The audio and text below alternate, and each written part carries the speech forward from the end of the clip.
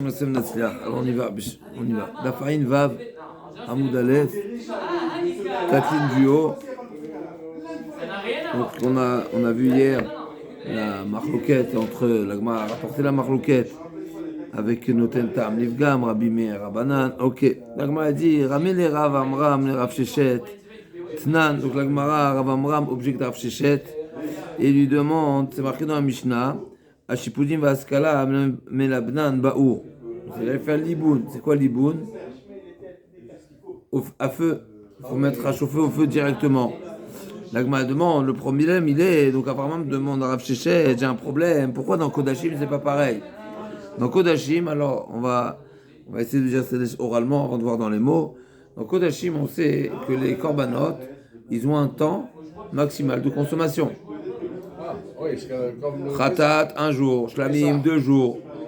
Pessah, c'est jusqu'au soir. Effectivement, Chazak, dans chaque korban, il a sa date limite de consommation. D'accord? Date limite de consommation. DLC. Date limite de consommation. D'accord? Et après l'heure de consommation, comment on appelle ça? Comment ça s'appelle après l'heure?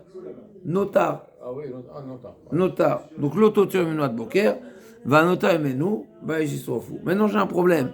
Quand au Beth Amikdash, on a utilisé des broches sur lesquelles on a fait griller un korban. D'accord? Donc dans la broche, c'est imprégné du ta'am, du korban.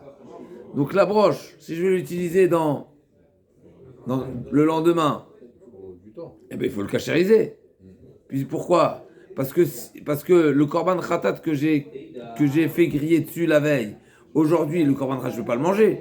Donc il y a du khatat dans la broche. Donc il va sortir, le khatat de la broche va sortir dans le korban du jour. Et donc je vais avoir du ta'am de la veille. D'accord? Donc c'est un problème. Sur ça, la Mishnah nous dit, tu sais comment tu le cachérises? Tu fais agrala. La Gemara demande, c'est quoi? Donc Ravamam demande à Rav Shechet, c'est quoi la différence? Pourquoi les broches du goy, quand tu achètes des broches du goy, que le goy a utilisé, tu dois faire l'iboun au chalumeau, au feu, tu dois faire rougir. Et quand on parle des korbanot au Beth Amikdash, ça suffit de le tremper dans l'eau chaude. Pourquoi c'est la même chose? C'est la question de la Gemara. Mais ça change pas, c'est du issour. C'est bien ce que tu dis, mais c'est quoi la différence? Finalement, le khatat d'hier, je peux le manger ou pas? Qu'est-ce que ça change? Et je vais te dire, Rachid Mami nous précise quelque chose. Peut-être c'est pour répondre à ta question. Tu vas me dire, là c'est du chazir, là c'est du khatat. Mavdil ben kodesh lechol. Oui, mais non. Oui, mais non. Mais qu'est-ce qui est plus grave, de manger du chazir ou de manger le khatat de la veille? Ah, là je t'ai mis une colle. Qu'est-ce qui est pire, de manger du chazir ou de manger du korban khatat de la veille? Je mange rien du tout. Le khatat c'est plus grave. Ah bon? Oui, c'est karet. Avec le Beth Amikdash, je ne joue pas, fais attention, avec le Amikdash. C'est plus grave. Oui, c'est plus sévère que le Khazir, oui. Le Khazir, c'est Malkout. Le Khazir, c'est Malkout, Khazak ou Baour. Le notar, c'est Karet. Donc il y a une sévérité. Maintenant, tu as raison. Sur une certaine manière de voir les choses, tu dis, ouais, mais ça, c'est du Khazir. Oui, mais ça, c'est Karet. Il y a les deux. Il y a deux facettes, n'est-ce pas? Tu as raison, on va voir sur la Gemara. On va voir qu'il y a quelque chose dans ce que tu dis. Mais en tous les cas, c'est la question de la Gemara. Au final, le khatat qui est dans la broche d'hier, aujourd'hui elle va sortir, aujourd'hui elle n'est pas cachère. Donc c'est du pas cachère pour moi, c'est du issour. Donc il faut le cachériser. Comment je dois le cachériser?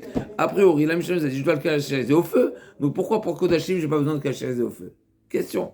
Rav Shechet demande à Rav Amram. Rav Amram demande à Rav Shechet. Rav Shechet lui répond. Hein? Donc c'est pas le même degré de C'est la question. Explique. Voilà. Explique.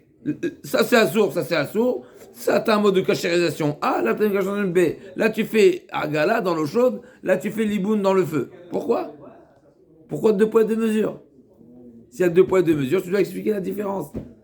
L'agma a dit, comme tu dis, l'agma a dit, Amarlé, Amram Beri, fiston, Amram Beri. Beri, mon fils. Alors, a priori, j'ai vu dans les notes que c'est pas son fils. Mais il lui a donné ce qualificatif de fils. Voilà. Yabni, Yavoldi. Ouais, c'est pas inventé, c'est dans le Gemara déjà, on le trouve. Mais ce que j'ai problème, c'est que Rashi dit, il traduit Amram Beri, Amram Beni. Je ne sais pas ce que Rashi est venu nous dire ici. Rashi est venu nous faire de la traduction à scroll. Pourquoi l'Oeda, pour Rashi. Ok. En tous les cas, ça serait difficile. Alors, ben, il faut connaître les noms. Est-ce que c'est son fils? C'est pas son fils. Ce qui est intéressant, c'est que si c'était son fils, on a dû le dire depuis le début. Non, au départ, dans la question, Ramé les Ravamram, les Rav Shechet, son père. Il s'adresse à son père, donc on dit que c'est son père. Ou bien, dis-moi, le fils de Rav Shechet lui a posé la question. Pourquoi au début? C'est que dans la réponse. Si c'est dans la réponse, c'est affectueusement, a priori. Ok. Rashi ne le dit pas explicitement, peut-être c'est le sens de Rashi. Anilo Edea. En tous les cas, comme ça c'est marqué dans les notes. Donc il a dit, mon fils, Ma'inyan Kodashim et Giule Nochim. Quel rapport Kodesh avec Giule Nochim, avec le Pakacher? C'est vrai que les deux sont interdits, mais c'est pas le même niveau. Hacha, pourquoi? Hacha, heterabala. Hacha, isurabala. Quand le khatat, il est rentré dans le métal, c'était du assour ou du moutard? Du moutard. Quand est-ce qu'il est devenu assour? Le lendemain. Le lendemain, quand c'est notar, quand il a passé la date. Quand il a passé le délai. Mais quand il est rentré à l'intérieur, il n'était pas assour. Il n'était pas bon. Il n'était pas problématique. Et alors? Mais quand il sort, il est problématique. Ça va être l'action de la Gemara. On y arrive. C'est déjà. D'accord. Donc il lui dit, quand ça s'est imprégné, par contre, le chazir, dès le départ, il était du assour. Donc il y avait du assour d'origine qui s'est infiltré, qui s'est imprégné dans le métal, et ensuite il ressort. Mais là, quand il est rentré, il n'était pas assour. Donc jamais le issour, je vais dire dans les mots de l'agma qui sont la maskana de l'agma en réalité. Pour l'instant, on ne comprend pas bien la différence. Mais dans la fin de l'agmara va dire dans le korban, tu vois jamais le issour. Tu l'as jamais vu. Pourquoi? Parce qu'il est dedans. Il est devenu assour à l'intérieur. Donc j'ai jamais vu en chair et en os le issour. Il n'y avait que du goût. Mais le goût, il est où? Il est dans le métal, mais je ne le vois pas. Il est invisible. C'est un issour invisible. Un issour invisible, c'est pas la même chose. Par contre, le chazir, avant qu'il rentre dans le métal, je le vois, il est là. Chazak. Donc on va voir ça là-dessus. Mais la Gemara, avant de répondre ça, elle va quand même essayer de tirailler à droite à gauche. C'est quoi le fond de la réponse? Donc la Gemara a dit, Rav Shechet lui a répondu, c'est pas comparable. Là, issour rabala, là, hétérabala. Là, c'était de l'interdit qui est rentré à l'intérieur. Là, c'était de l'autorisé qui est rentré à l'intérieur. La Gemara dit, Amarava, sauf. Rava, il pose la question, mais j'en ai rien à faire. Qu'est-ce que je m'en fous de l'origine? Moi, ce qui m'intéresse, c'est aujourd'hui. Aujourd'hui, il y a du goût qui ressort. Et le goût, quand il sort, il est interdit. Donc, c'est quoi la différence? Qu'est-ce que ça change si c'est un interdit qui est khatat ou un interdit qui est chazir? Voilà. Sauf qui palit, il sera kapalit. Et la Rava dit un grand ridouche. Tu sais quoi? Maya galan amish kifa umrika. En réalité, il y a un din particulier dans Kodashim.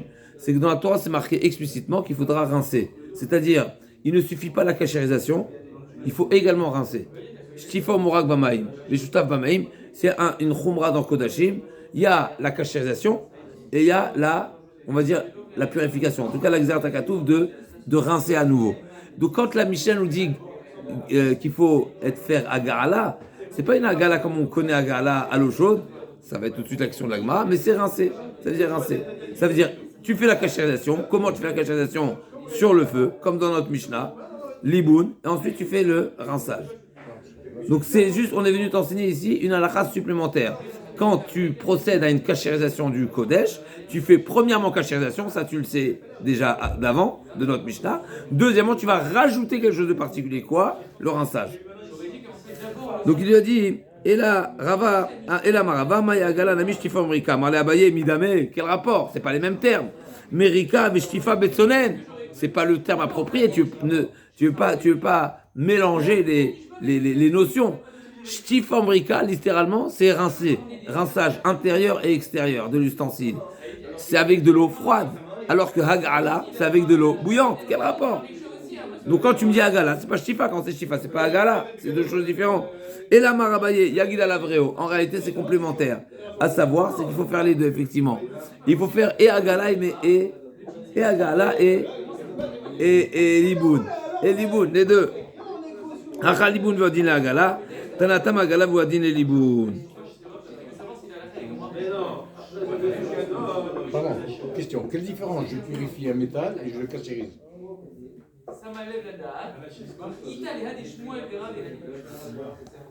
Tamar Abaye, Yagid Alavreo. C'est complémentaire. Les deux missions sont complémentaires. Premièrement, il faut faire Liboun. Deuxièmement, il faut faire Agala. L'Agma dit non, Rava il n'accepte pas ce Yagid Alavreo. Yagid Alavreo, c'est-à-dire que les deux enseignements sont complémentaires. Il n'accepte pas cet enseignement. Donc Rava il dit, on reprend Mechila. Rava il dit la manière de cachériser, que ce soit dans le pas cacher ou que ce soit dans les Kodashim, c'est avec Liboun. Dans Kodashim, j'ai une halakha supplémentaire qui est le rinçage. Et quand on parle de Agala, c'est pas une Agala à l'eau chaude, c'est une Agala à l'eau froide qui est particulier pour le. C'est le cas pour le Kodashim. Rabbi a dit non, je suis pas d'accord. L'eau Agala et l'eau froide, c'est pas la même chose.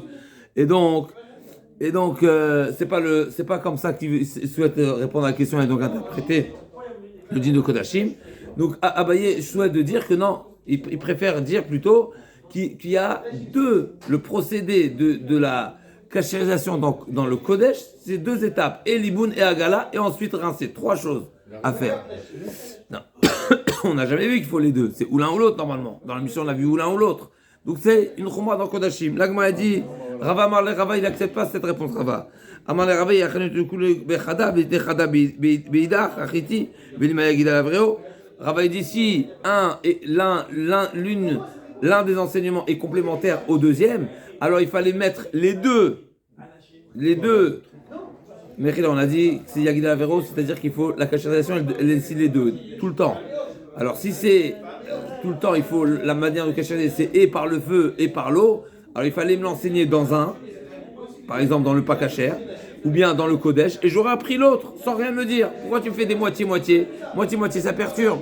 Et là, forcément, chacune a son mode de cachérisation. Et là, il dit, Ela Marava, Kodashim et Nutamek et Ram Nachman, Bois Damar, Kolyom Veyom, Nesa Giou Lachavero. L'Agma dit, c'est quoi? Dans Kodashim, c'est pas un problème. C'est pourquoi? Parce que c'est tous les jours. C'est utilisé. Et donc, si c'est utilisé tous les jours, mais il n'y a jamais de problème. Pourquoi? Parce que quand la veille, j'ai fait un korban, le lendemain, j'ai refait un korban, il n'a pas eu le temps de devenir pas cachère, qu'il a déjà eu un autre goût. Je m'explique. L'Agma va dire tout de suite. Par exemple, si la veille j'ai fait un korban shlamim, d'accord, et après le lendemain je fais un korban khatat, mais après je fais encore un shlamim, j'introduis déjà l'Agmara. Mais qu'est-ce qu'il en sort? C'est que le khatat de la veille, le shlamim de la veille, il me donne 2 jours. Donc quand j'ai fait le khatat ensuite, qui me donne que 1 jour, mais après j'ai fait encore un shlamim, donc j'ai encore 2 jours. Donc j'ai jamais un korban de la veille qui est interdit. Pourquoi? Parce que j'ai toujours 2 jours. D'accord? L'Agma dit oui, c'est bien beau si le dernier des korbanot c'était un shlamim. Mais si le dernier c'est un khatat, alors t'as qu'un jour. Donc le lendemain c'est un problème. Donc ça dépend de l'ordre. Donc l'Agma a dit Amar Damar Kolyom Nesa Giul Lechavero Tinach Shlamim de Kevan de Shnei Yamim Tachle Mikame Devenutar Kave Giul. Du fait que dans le cas où effectivement le dernier des korbanot c'était un shlamim, alors j'ai pas de problème. Pourquoi? Parce que chaque jour j'ai encore un jour devant moi. Donc jamais le shlamim il devient notar. Ah, j'ai fait un korban khatat juste avant, mais le korban khatat il est déjà cachérisé par le korban shlamim. D'accord? Parce que le korban khatat, je vais pas le sentir le lendemain parce qu'il a déjà passé un autre korban qu'il a essuyé il a pris les résidus. Voilà. Maintenant tu vas me demander comment je peux utiliser la broche du khatat pour le shlamim. C'est pas les mêmes. Ça c'est une autre question, c'est pas le sujet de l'Agmara. Mais en tous les cas, l'Agmara ne dit pas qu'il y a un problème de consommer du shlamim dans lequel il y a du khatat. Après, c'est un problème à part entière, sans parler de notar. Mais ça c'est pas le sujet de l'Agmara. En tous les cas, l'Agmara nous dit, si le shlamim était le dernier, il n'y a pas de problème. L'Agmara dit, ok, si c'est le dernier, il n'y a pas de problème. Si c'est khatat le dernier, il y a un problème. Donc dans ce cas-là, comment tu fais? Donc là c'est une question de l'Agmara qui n'est pas résolue. Donc l'Agmara va aller ailleurs. Et la khatat, l'Agmara dit, Tinar. Shlamim, de kevan de shnei yamim mitachle mikame devenutar kave giul el khatat kevan de medal mitachle kim vashel baid na khatat avenotar ki adam vashel machar o shlamim o khatat kapalit notar de khatat deid na be khatat ou shlamim de le machar. Donc là m'a dit j'ai un problème ici quand le dernier korban ça a été de la veille, d'accord, donc hier j'ai fait un khatat, aujourd'hui quand je vais refaire khatat ou shlamim, j'aurai du khatat d'hier qui va rentrer dans mon khatat du shlamim d'aujourd'hui et il est interdit parce que c'est déjà du notar, donc j'ai un problème. Donc l'Agma a dit, Amré, l'autricha. L'Agma a dit non, tu sais quoi, tu sais de quoi on parle? Dechim evachel b'chatat haïdna, Adam evachel b'haïdna, shlamim. chaque fois, il va finir la journée, on va dire, par un korban shlamim aujourd'hui. Ok, des machar shlamim des khatat des machar shlamim des etmol, beade adade kashalim zimanayu, vadam vache shlamim des machar. L'agma dit achi, c'est comme ça. J'accepte pas ta réponse. C'est pourquoi? Parce que dans ce cas-là, il y a aucune kashérisation à faire, parce qu'il y a pas d'interdit. Si tu me dis qu'à chaque fois la broche, elle était utilisée par du shlamim, donc j'ai toujours un jour devant moi, donc il n'y a jamais de nota, il n'y a jamais d'interdit, donc il n'y a pas besoin de kashérisation, ni agala, ni libou, ni rien du tout. D'accord? Iachi, agala, nami lotive. Il n'y a aucune kashérisation qui s'impose. L'agma a dit, kasha. Question. Donc on est venu on a une question a priori. Quelle est la raison pour laquelle il est nécessaire d'un côté de kashériser les broches qui ont été utilisées pour les corbanotes, et a priori la raison de cette exigence-là, c'est parce qu'il y a un problème de notar, et donc s'il y a un problème de notar, quelle est la différence avec l'interdit de notar, qui est sévère, qui est carrette comme on l'a dit, avec du pas kasher, du chazir qui est seulement lave, n'est-ce pas? C'est quoi la différence? Pourquoi quand je viens kashériser une broche que j'achète du goy, d'accord, qui est pas kasher, je dois lui faire l'iboun, alors que quand je kashérise une broche de kodashim, je le kashérise avec hagala, qui est seulement le tremper dans le chaud. Question de l'Agmara. L'Agmara dit kasher, mais l'Agmara va quand même proposer une réponse. Amar, Rafapa Amar, hay, karid, hay lo karid.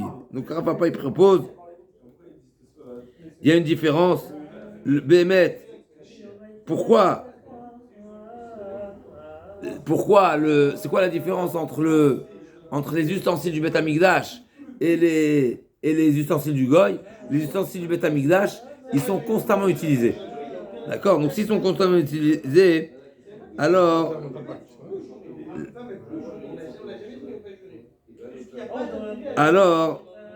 la manière de cacher est facile. C'est-à-dire qu'un ustensile qui est, comme si on va dire, c'est de la peinture fraîche. Donc ça se retire facilement. C'est pas de la peinture, c'est intérieur, c'est de la blia, mais c'est frais. Donc quand c'est frais, ça se sort facilement. Par contre, quand c'est pas utilisé aussi fréquemment, alors la blia, elle est plus tenace, et donc il faut lui faire un liboun, il faut lui faire au feu, une cachation au feu. L'Agma amène encore une réponse. Ravashi Amar, le Olam Kede Amran. Ravashi revient depuis le début, n'est-ce pas, à la réponse initiale, à savoir, c'est qu'il y a une différence. Est-ce que le Issour, c'est un Issour qui était au départ cachère, ou c'est un Issour que depuis le départ il n'était pas cachère, comme on a dit? C'est quoi la différence? Là c'est Hété Rabala, là c'est Issour Rabala. Ah, tu vas me dire, mais au moment de l'extraction, eh ben il est Issour. D'accord? Qu'est-ce que ça change qu'au départ c'était autorisé, mais maintenant c'est assour? J'ai pensé à Chametz Bapessach, on va dire la même chose.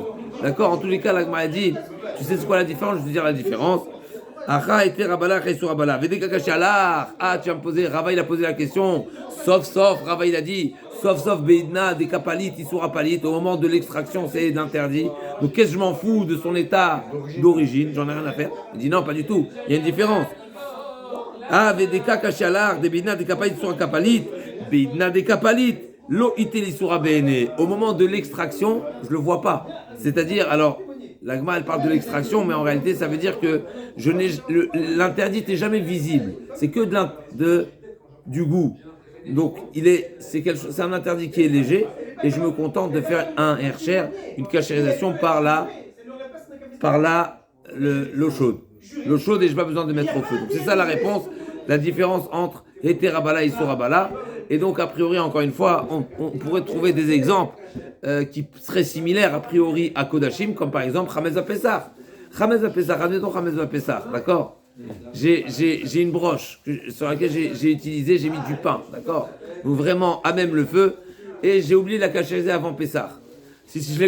Même si je l'ai caché avant Pessah, vous savez quoi, mais je l'ai caché avant Pessah, a priori, je devrais me contenter de le cachériser de quelle manière? Par l'eau chaude. Pourquoi? Même pendant Pessah, ça change pas. Pourquoi? Parce que quand le Chametz il est rentré dans la broche, le Chametz il était quoi? C'était kasher. C'était Rabala. Donc quand je le cachérise avec Chazak. Le Chametz avec, a priori d'après cette réponse, on devrait se suffire, mais Bémet, c'est pas ce qu'on retient ici. A priori, c'est pas retenu la halakha, cette règle, on utilise des fois cette svara de Eterabala, mais en tout cas pas pour se suffire de Hagala. Hagala, en réalité, la manière de cachériser un ustensile qui a été utilisé à même le feu, c'est à même le feu. Kebolro, carpolto. De même que, de la même manière que le tam, il est rentré dans l'ustensile, il doit sortir, il doit être extrait également, même si c'est un ustensile qui est utilisé fréquemment, comme la réponse de Rav Papa, a priori, elle n'est pas retenue, et la réponse de Rav Hashi également. Or, l'agma, elle continue. Ve'at kama melabnan. C'est quoi la mesure, c'est quoi la quantité? Combien je dois le mettre au feu, pardon. Combien de temps? La broche. Combien de temps? Alors, c'est pas précisément du temps qu'on demande, mais c'est quelle durée de temps, c'est la même chose. Quel impact ça doit avoir sur l'objet, sur l'ustensile. Rougir, Voilà, Chazak. L'agma a dit un grand chidouche. Amar Avmani, Hachetashir Klipatan.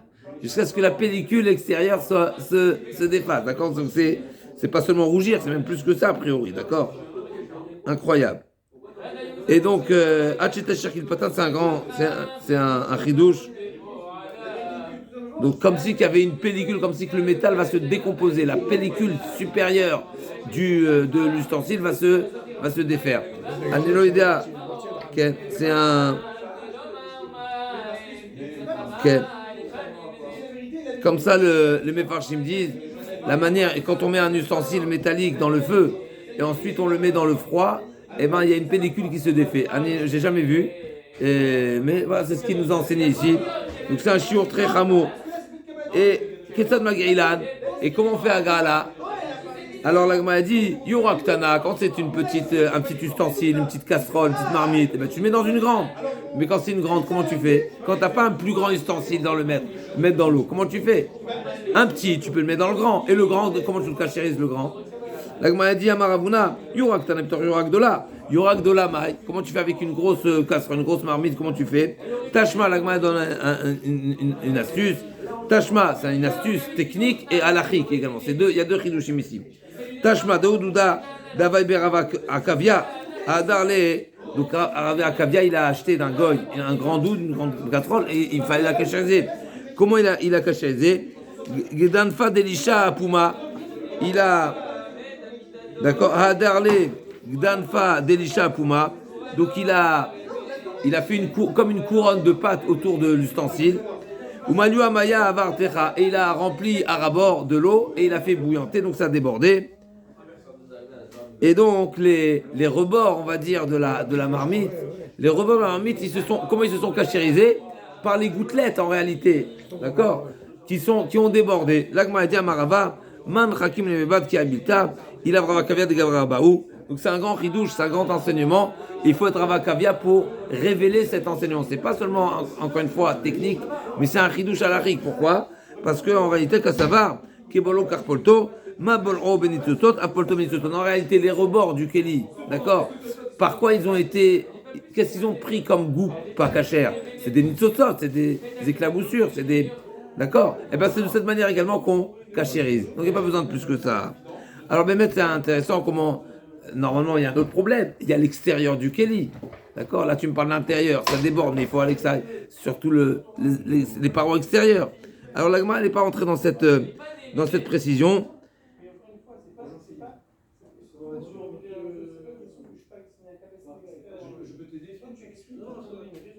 Et le Chazonish ici ramène au nom du Chazonish qu'en réalité, ben ça suffit de faire ébouillanter l'intérieur de l'ustensile, ça suffit pour extraire l'intégralité des bliotes des parois. Ça veut dire même si on n'a pas besoin d'une cachérisation qui est de part et d'autre. Intérieur, ça suffit. Grand chidouche.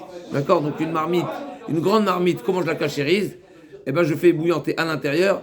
Je veille à ce qu'il y ait un rebord, comme ça dépasse un petit peu, des petites gouttelettes, mais un petit peu, juste pour les rebords, mais pas forcément pour les parois extérieures.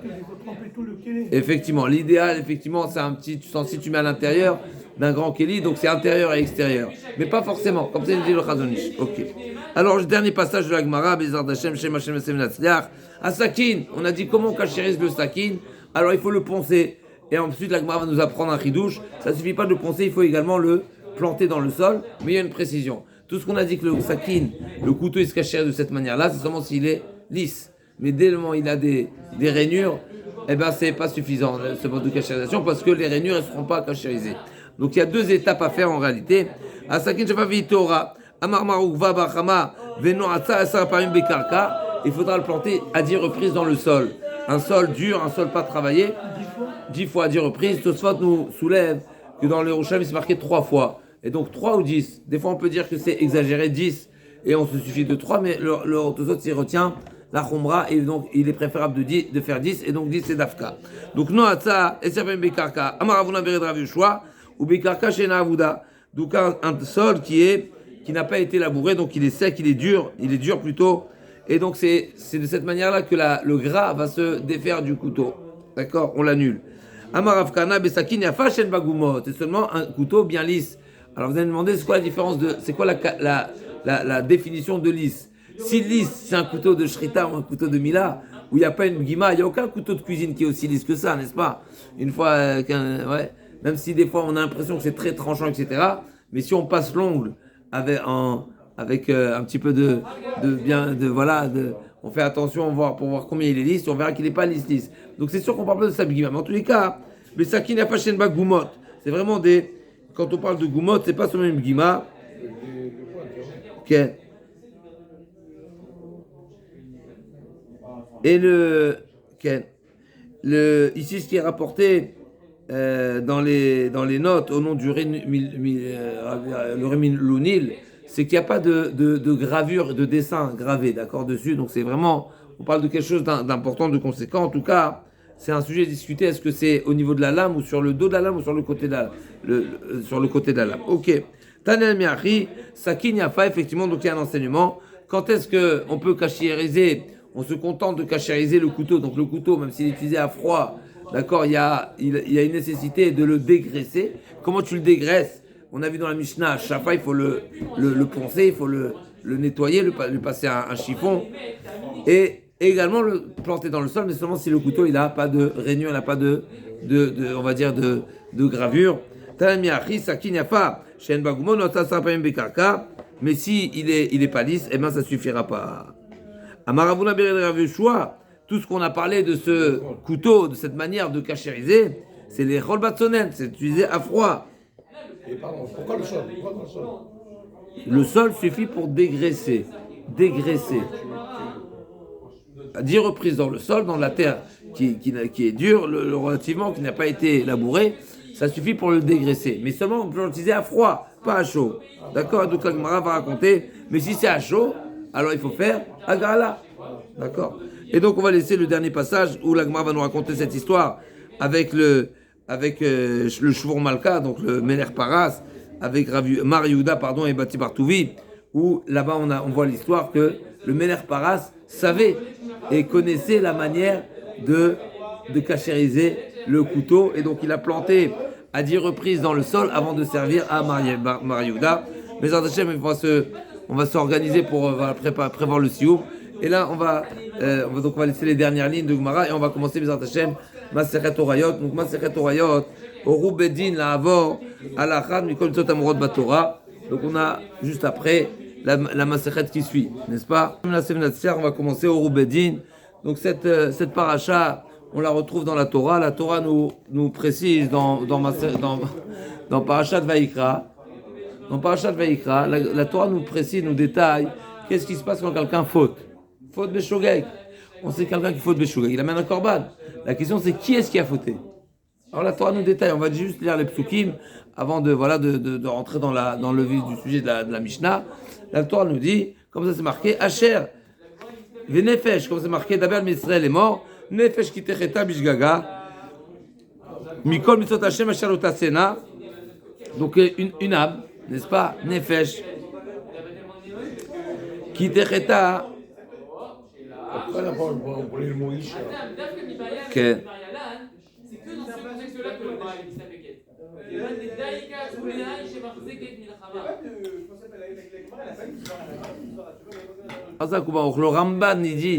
Le Ramban Nachmani dit Nefesh qui tereta bishgaga, pourquoi c'est marqué, c'est employé le terme de nefesh? Mais j'avais un autre ridouche qui est des acharonim.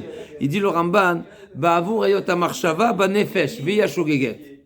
En réalité, justement, la Torah ici, elle nous précise que la raison de la faute, c'est parce qu'il manquait de la conscience. Elle est où la conscience? Dans le nefesh. D'accord? V'yashogeget iskikan nefesh, donc c'est l'explication du Ramban ici. En tout cas, sur ça, la Torah nous dit comme ça. Qui est-ce qui a fauté? Ve'asa me'achad me'ena. Ima Kohen HaMashiach. C'est le Kohen Gadol qui a fauté. Alors il y a Shmata'am, ve'ikriv al chatato, le Kohen Gadol qui faute, qu'est-ce qu'il amène? Pas. On sait que le Kohen, n'est-ce pas? Alors Kohen Mashiach, est-ce que Merobé Begadim, par Begadim, ça c'est un sujet qu'on va effectivement voir dans la Gemara. C'est qui le Kohen Mashiach? Mais en tous les cas, Kohen HaMashiach, le Kohen Gadol, quand il faute, lui son korban c'est quoi? Comme à Kippour. Qu'est-ce qu'il amène comme korban? Pas. Le gros taureau, d'accord? Vévit par Oel Moed, etc. Ok. Vetaval kol betzba obadam, la kol unikorn edar. Et la Torah nous détaille tout le procédé du korban. Ensuite, vim koladat Israël ishgu, venelam davar menakal. Et si c'est deuxième possibilité, c'est tout le peuple qui a fauté. Comment tout le peuple peut fauter? Alors on va voir, c'est justement, c'est-à-dire qu'ils ont été induits en erreur. Par qui? Par le tribunal.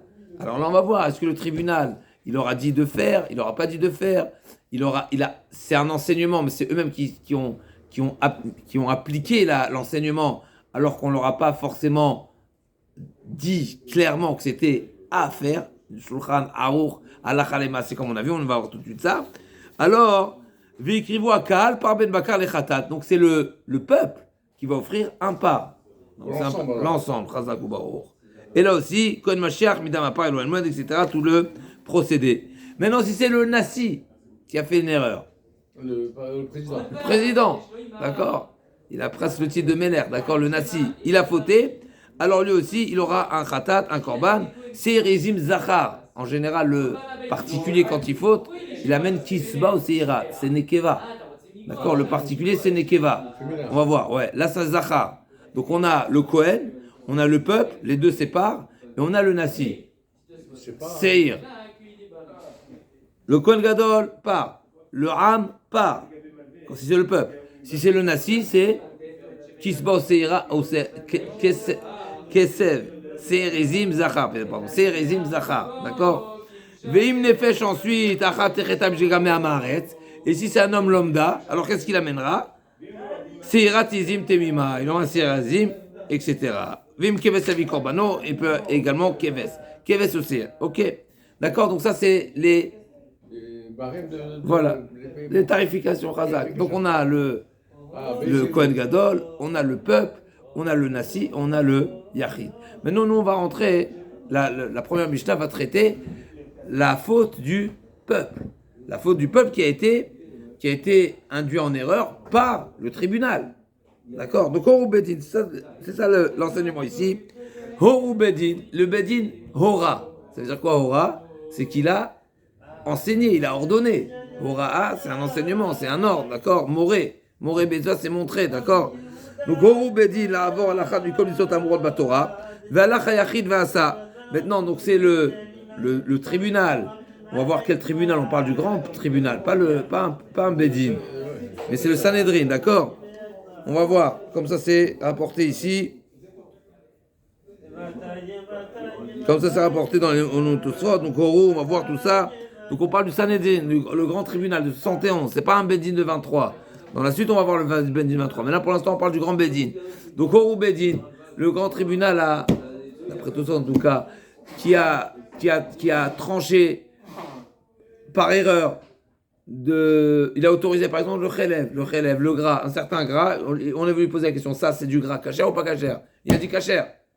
D'accord? Et le particulier, ignorant, étant confiant totalement, faisant confiance totalement au Bedin, il a suivi la décision, d'accord? Le particulier. Ah ouais. Il a écouté, il a posé la question. Moi, je suis ignorant, je viens au Bedin, kasher ou pas kasher? Kasher, il a mangé. D'accord? Qu'est-ce qu'il amène? Ben chassou ve'asa imem, ben chassa ve'asa achrem, ben shelo asou patour, mipne shetala ve'bedin. Lui, il est patour du korban. Pourquoi? parce que lui, c'est pas sa faute, c'est pas son erreur, c'est pas son ignorance, son inadvertance, puisque lui, il a fait confiance. Donc il a été tolé bébédine. Lui, il est ignorant et il a fait confiance. Donc c'est pas un shogeg. Il est ce qu'on appelle anous. Il est, ça ressemble à Onès. Ah, voilà. Il n'est pas shogeg en tout cas. Le tala bébédine. Donc il s'est appuyé sur le bédine littéralement. Par contre, si lui-même il est compétent, il savait que c'était pas cachère. D'accord? Mais il a dit le bédine, il a dit cachère. Ben je mange. Je me laisse. Je suis le. Non, mais il savait que c'était pas cachère. Lui, il était du niveau, d'accord. Il Eh pouvait ben, pas, parce que, non, ça s'appelle pas s'appuyer. Il fallait non, s'abstenir. Il faut pas arrêter l'erreur. Le Bedin lui a dit cachère. Lui, il vient et dit c'est pas cachère. Lui, il pense c'est pas cachère. Il vient, le Bedin, il dit cachère. Qu'est-ce qu'il doit faire? Il mange pas. Ah, il mange pas. Il doit s'abstenir.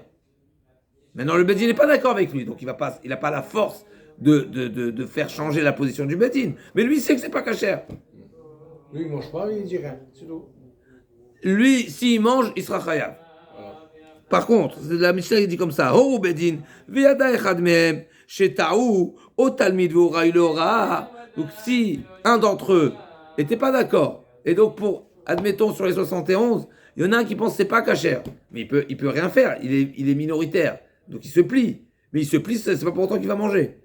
Donc il n'a pas la force de contester. Bah. Voilà, il n'a pas de renverser. Voilà, de contester la position. Voilà, mais s'il mange, tu ne veux pas dire que tu t'appuyais sur eux, parce que toi, ta position au fin fond, c'est quoi? C'est que c'est pas cachère. Alors, on peut mettre c'est un peu cette notion-là, mais il faudrait dire qu'il s'est levé de l'assise, parce que sinon, il se. C'est excuse quand il fait qu'il joue comme ça. Si quelqu'un n'est pas d'accord avec le Bedin, il y a deux manières. Ou bien je garde ma position, je fais partie du Bedin, et donc je dois me plier à la position du Bedin, ou bien je dis. Je me lève de l'assise. Je ne fais plus partie du Bedin. Voilà, je m'excuse. Oui, mais à ce moment-là, il garde sa position. Il garde sa position. Donc il est responsable de sa position. Voilà, c'est tout, j'y arrive. Donc l'Agma dit, si lui, il fait un des qu'on appelle ça, des Dayanim qui siègent, ou bien, même s'il ne siège pas, un des membres du Bedin, ou bien, c'est pas des membres, mais il aurait pu être. Il aurait pu faire partie du Bedin. C'est un Talmid Raoui Leora. Il a la compétence, comme on a vu dans Masechet Sanhedrin, concernant le Zaken Mamre. On va voir, ça va être rapporté dans la Gemara. Donc le Zaken Mamre, on parle d'un Raoui Leora, c'est-à-dire qu'il a les compétences, il a l'âge, etc. On y arrive tout de suite. Alors, Oru Bedin Veyada Echad Mem Shetaou. Au Talmid Veu Raoui Leora. Ve'alar Vasalpiem. Mais malgré tout, il a appliqué la décision du Bedin. Ben Chassou Veasa, que ce soit qu'ils ont fait, qu'il ait suivi, au Ben Veasa Imael, Ben Chassou Veasa Harem, qu'il ait fait ensemble, qu'il ait fait après eux, donc il les a suivis.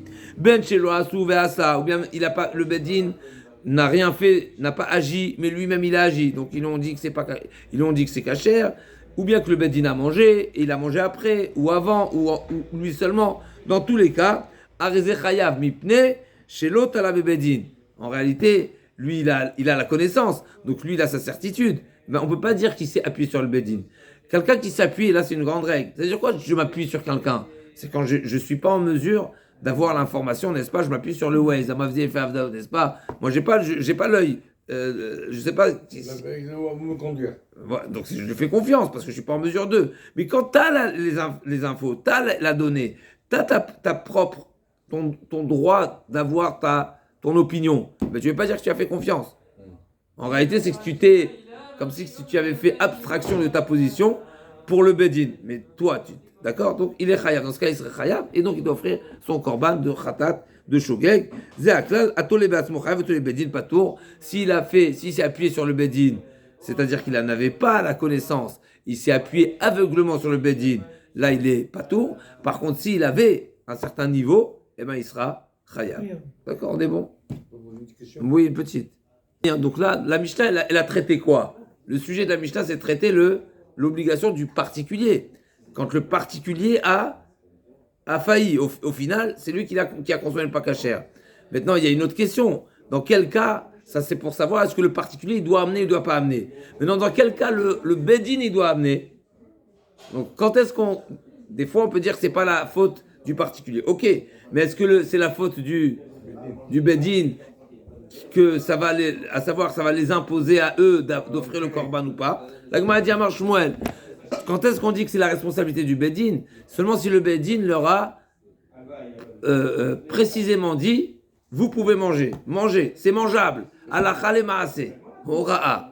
D'accord? Donc Amar Shmuel olam en Bedin chavim achomru lahem mutarim atem. Rav Dimi ben Amar achomru lahem mutarim atem la'asot. Donc ici, marloquette, est-ce que ça suffit de dire c'est autorisé ou bien tu peux le manger? C'est deux choses. D'accord? Quand tu dis mutarim la'asot, donc c'est alacha, ce qu'on a dit alacha le maase, ce qu'on avait soulevé il y a quelques pages dans Avodah Zarah, où Rava, n'est-ce pas, il avait conclu halakha le maase. Quand on dit halakha le maase, c'est vraiment, c'est pas seulement, c'est la mise à appliquer, n'est-ce pas? Mais tant que c'est pas marqué halakha le maase, c'est une halakha, pas forcément le maase, alors on pourra pas accuser le bedin. Donc Amar Rabba Bachana, Amar Rav Nachman, halakha le maase. D'accord? Donc, quand on précise, il y a une différence entre halakha et halakha le maase. Donc, là, il dit, donc, marloquette ici entre Shmuel et Rav Dimi. Maïtama, les filles, shelo nigmera ora'a. Il nous dit Rav Dimi, tant que j'ai pas dit oui, c'est à mettre en application, c'est pas une aura finie. D'accord? Il y a la halakha à nouveau, halakha le maase. Le maase, c'est la mise en application. C'est là la finalité de la décision du voilà, de la décision du Bedin.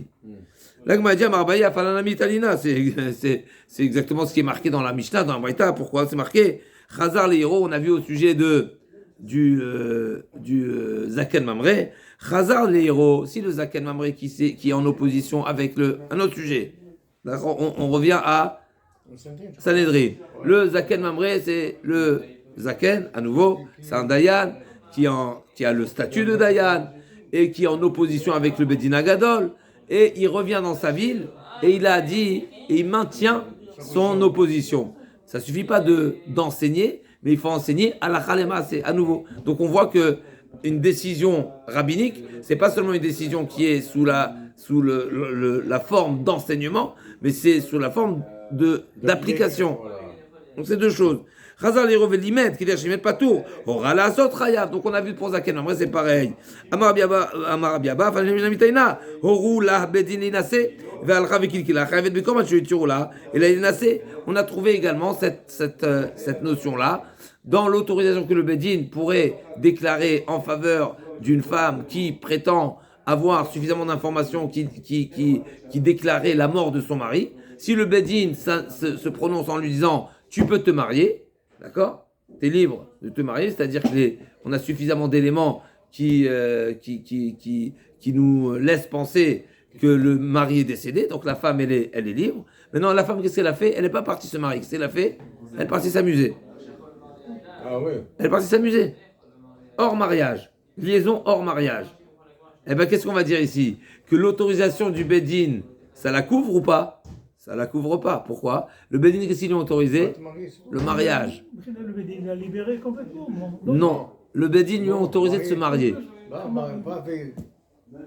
Oui, mais non. Encore, il ramène également cette Mishnah. La bedin inase vel chavek kilkila chavet bikorban shetur leila inase amar avina fanim italina. Oru bedin avoir la chad mikol mitzvot amurot batora. Tout l'omidé, d'accord? Donc dans le Mishnah c'est marqué oru. Oru c'est ala ora et ara les maasé. L'agma a dit. Ika de Amre, deuxième version, Amar Shmuel, En ben Chavim Achomolem Mutarim Atem la Asot. Rabbi Minardama Aflu Mutarim Atem. Deuxième version, les avis sont opposés. C'est Shmuel qui pense qu'il faut que le Bedin se prononce précisément et qui autorise de mettre en application.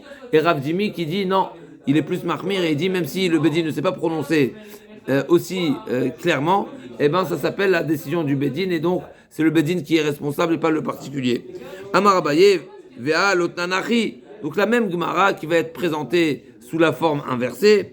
Vea Amar Abaye Vea Lotnanachi, Chazar Lero, Veshana Olimet Keder Shimet Patour, Rala Sotrayav, Amar Biaba Vea Lotnanachi, Oru la Bedin Linase Val Chavik Kilkila Chavit Bikoma Shutur Linase, Amar Avina Vea Lotnanachi, Oru Bedin Lavor la Khankoltot Amour de la Torah, tout l'omidé. Donc effectivement, toutes ces trois preuves-là, que ce soit le Zaken Mamre, que ce soit chez nous ou que ce soit la femme, on voit clairement que la définition d'une Hora'a, d'une décision rabbinique, c'est une décision seulement si elle est formulée, exprimée sur le plan, d'une manière explicite qui permet, qui donne le droit de mettre en application et pas seulement de l'information, on va dire, qui n'est pas concret.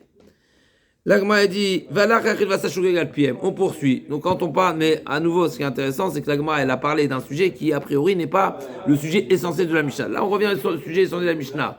Donc le sujet essentiel, c'est de savoir quand est-ce que le particulier est chayav. Mais effectivement, en amont, il faut introduire qu'est-ce qui s'appelle une décision rabbinique. Une décision rabbinique, c'est halakha lemaase, et c'est ce qu'on retient de l'Agma. Donc, donc le particulier qui s'est complètement, qui a exécuté, on va dire, ou qui a appliqué le psak du Bedin aveuglement, en n'ayant pas aucune connaissance qui le rendrait responsable. L'Agma a dit, venitne ve'asalpiem. Pourquoi tu as besoin de mentionner Shogeg? Si lui, il n'est pas compétent, mais tu n'as pas besoin de me préciser Shogeg. Shogeg, c'est inadvertance. Alpiem, c'est dire, c'est plus que ça, dire quoi? C'est aveuglement. Donc pourquoi tu as besoin de me préciser Asa, Shogeg, Alpiem? Shogeg, Alpiem, c'est un pléonasme, n'est-ce pas? A priori.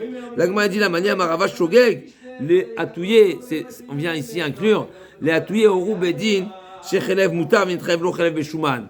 C'est qu'effectivement, il y a un autre cas de figure. C'est que lui, le Bedin lui a autorisé de consommer du Chelev. Donc le Chelev, c'est le gras qui n'est pas cachère. Et lui, il a consommé Nitralev Chelev Beshuman. Et lui, en réalité, c'est inversé à lui le Chelev Beshuman. Ve'achalo, patour. Donc ça, c'est un shogeg. Donc une fois que, si on veut, son mélange à lui, donc en réalité, pourquoi il a mangé le chelev aujourd'hui? Mais parce que ça s'est mélangé avec du shuman. Donc c'est pas lié au bedin. On aurait pu penser que c'est un shogeg classique. Non. En réalité, dès le moment où le bedin a autorisé le chelev, eh ben ce qui s'est mélangé, c'est pas sa responsabilité. Parce que pour lui, il fait plus de différence entre le chelev et le shuman. Encore une fois, on a le shogeg. C'est quoi un shogeg? Un shogeg, c'est quelqu'un qui a fait par inadvertance. Mais là, de toutes les façons, il y a son inadvertance personnelle, puisque ça s'est mélangé chez lui à la maison. Sans parler halachiquement parlant. Les deux grailles se sont mélangés. Mais d'un autre côté, le Bedin avait dit que les deux sont cachers. Dès le moment où le Bedin a dit que les deux sont cachers, d'accord, eh ben il est plus responsable du mélange. Donc il est plus responsable. Et donc il n'amène pas de korban. C'est-à-dire que quand c'est Alpier, même s'il est shogeg lui-même, donc il y a un contexte de shogeg personnel, le contexte du shogeg personnel ne prend pas de place, puisque finalement il est la conséquence de la décision rabbinique. Vika de Amre Amarava, deuxième réponse. Donc Alpiem Mamash. Vika de Amre Amarava, shogeg Alpiem, c'est quoi? Shogeg Alpiem ou des patours. Aval nitralef lo chelev veshuman v'achalo chayav. L'Agma a dit, en réalité, non, shogeg alpiem, c'est seulement si, il faut le lire en une fois, c'est un shogeg alpiem. Le type de shgaga, c'est parce qu'il s'est complètement soumis au bedin. Donc il n'y a que le bedin qui est responsable ici, et lui, il n'a aucune shgaga, il n'a aucune erreur. Par contre, si lui-même, il s'est emmêlé les pédales, et il a confondu entre le chelev, et ben dans ce cas-là, il est chayav et mettre un chidouche. Et l'Agma dit milta b'shita el ravé quand même les ramim bachama, ce qui est une évidence pour Rava, à savoir de le rendre passible de chayav de korban. Dans ce cas-là, ben c'est une interrogation que se pose Ramim bachama de Ramim bachama horu bedin shechlev mutar mintrel beshuman v'achalo mahu amarava tashma. Donc Rava veut amener une preuve qu'en réalité, dès le moment où la personne elle-même a une confusion et donc un shogeg, eh ben il devient chayav de korban. Donc comment Rava il prouve ça? Tashma marava tashma halach yachid vasa shogeg alpiem la mali lav letouye horu bedin shechelem mutar min chayav beshuman v'achalo patour. L'Agma dit non. Rav Dimi Rami Bacham pardon, il dit pas du tout. Dilma shogeg alpiem ou des patour va une chayav beshuman v'achalo chayav. Ikade Amré. Ça veut dire que quand il a modé le Mektal, il aurait pu être toi et Adam. Et non, tu sais quoi, j'aurais pu être toi et Adam. Mais la vérité, c'est que. Ikade Amré Amarava. Tashma alach yachid. Donc encore une fois, Mechila, Tashma, Mechila, je reprends la nourriture. Amarava, Tashma alach yachid va s'ashouer al piem. Shogeg al piem la mali. Lave les touillés. Oru bedin shechelev mutar, vinitchalef lo chelev beshemen vachalo patour. La Gemara dit non, dis-moi shogeg al piem ou des patour. Avant vinitchalef lo chelev beshemen vachalo chayav. Et donc t'as pas de preuve. Donc t'as pas d'objection sur Rava. Ika de Amré, Amarava, Tashma, c'est Rava qui amène la preuve. Alors, Yachid va s'achouger al piem. Maïlav, chouger al piem ou des patours, va une trêve, lo chelev, beshuman, va chalo chayav. Et donc, c'est Rava qui amène la preuve. La Gemara dit non, t'as pas de preuve. Dis-moi shogeg. Dis-moi au shogeg ou al piem. Et donc, la Gemara dit, donc, il n'y a pas de preuve tranchante à partir de notre Mishnah. Mais en tout cas, ce qui est intéressant, c'est que le shogeg et al piem, a priori, ça suscite une explication, parce que shogeg veut dire que je me suis appuyé sur eux, et alpiem, ça veut dire je me suis appuyé sur eux. Donc pourquoi tu me dis shogeg alpiem? Donc ou bien je dis qu'il est shogeg alpiem en une fois, ou bien c'est deux cas de figure, ou bien shogeg ou bien alpiem. C'est-à-dire quand il est alpiem, même si lui-même il est shogeg, il sera pas tour de korban. Et là Gemara dit biplukta a priori, ce sujet-là entre Rava et Rami Bachama, c'est un sujet a priori qui est déjà discuté. Oh, bedin shechelev mutar, vinitchalev lo chelev beshuman, vachalo, Rav amar patour, Rabbi Yochanan mar chayav. Donc il y a cette marloquette là est déjà établie, en tout cas c'est déjà discuté entre Rav et Rabbi Yochanan. Métivé l'agma objet. Mais amaretz ba'asota. C'est marqué dans le dernier passage que nous avons lu tout à l'heure. On a dit il y a le Nasi, il y a le peuple, il y a le. On a commencé par le Kohen Mashiach. Le Nasi, le peuple et le particulier. Et quand on a parlé du particulier, on a dit, mais Amaretz Ba'asota. C'est-à-dire que le particulier qui a fauté, et sa faute ne l'incombe qu'à lui. D'accord? Personne n'est concerné par son erreur. C'est lui-même. Et donc la Gemara dit, va amener une preuve comme ça, se métiver. Mais Amaretz Ba'asota, le pasuk qui dit, quand le particulier, un homme du peuple, n'est-ce pas, a fauté, Ba'asota, lorsqu'il a mal agi, prat les moumars. Qu'est-ce qu'on exclut d'ici? Le moumar. Le moumar, c'est celui qui, délibérément, il est renégat et il n'accomplit pas la Torah. D'accord? Donc, il a le statut de moumar qui est déjà exclu.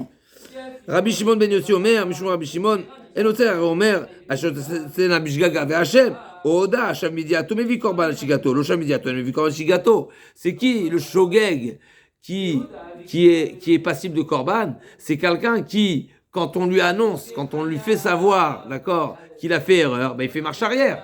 Chav Mediato, il fait marche arrière, il fait tchouva. Mais le moumar, de toutes les façons, il s'en fout. Donc, admettons quelqu'un qui n'accomplit pas la Torah, délibéré, il a décidé de ne pas accomplir la Torah, et il a mangé du pakacher par inadvertance. Il a bien un korban ou pas? Non, parce que de toutes les façons, lui, il n'aurait pas mangé kasher. Il aurait mangé pas kasher. Vimita, la Gemara dit, allo Chav Mediato, ou d'après cet enseignement, je ne comprends pas. Eh bien ici, pareil, comment toi tu veux être Mechayev Korban? Comment tu veux dire que le particulier, d'accord, qui a fait une erreur personnelle, mais il y avait également l'erreur du Bedin, mais je comprends pas, même s'il avait su que c'était du Chelev à la maison, donc à la maison, lui s'est inversé le Chelev et le Shuman, d'accord? Donc il ne sait pas qu'est-ce qui est Chelev, qu'est-ce qui est Shuman. Mais même s'il avait su que c'était Chelev, mais il aurait mangé, parce que pour lui le Bedin a autorisé. Donc normalement il ne doit pas être rêve de Korban, c'est comme le Moumar, d'après le Shimon. Et donc la Gemara dit, Vimita lo Sham Midiato, ou Amar Papa Kasava Rabbi Yochanan, Kevan Dechimit Yeda Lehu le Bedina Adrebeu Vehu Nami Adarbeu Sham Midiato Karinan. Bien grand ridouche. Effectivement, c'est vrai que pour l'instant, il n'aurait pas été Sham Midiato, mais le jour où le Bedin saura et le jour où le Bedin réalisera son erreur, il va informer à la communauté, au peuple. Le peuple, cette personne en question, il va faire marche arrière ou pas? Il va faire marche arrière. Donc s'il avait su, il aurait fait marche arrière. Ça s'appelle Shav Midiato, et donc il est Chayav Korban, c'est pas comme le Moumar. C'est seulement le Moumar qu'on appelle lo Shav Midiato, c'est comme seulement le Moumar qu'on dit qu'il est pas tôt parce que c'est pas quelqu'un qui aurait fait marche arrière. Amarava, Moderav, chez Eno Mashlim, Lerov Tzibour, Maïtama, Marka Bijgaga, Achiyu Kulam Bijgaga Achat. Donc on va voir dans la suite que la notion du quand est-ce que le peuple il a fauté, alors il y a un korban particulier, c'est le par. Maintenant, la question, c'est celui-ci là, qui a, admettons qu'il y a pas la majorité du peuple qui a fauté, d'accord, qui a plongé dans l'erreur. Il y a que la moitié. Et lui, c'est lui qui va faire basculer. Est-ce que ce type de shgaga, il va faire basculer ou pas?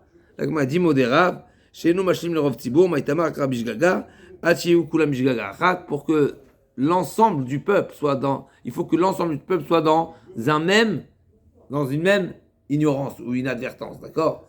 Et celui-ci, il a deux, c'est pas le même shgaga. C'est pas la même inadvertance. Pourquoi? Parce que pour lui, en réalité, pourquoi il a mangé pas kasher aujourd'hui? Parce que ça s'est mélangé. Il a une autre shgaga. Donc lui, il ne fera pas basculer le nombre, on va dire, il pourra pas être la bascule. Celui qui va basculer pour être la majorité.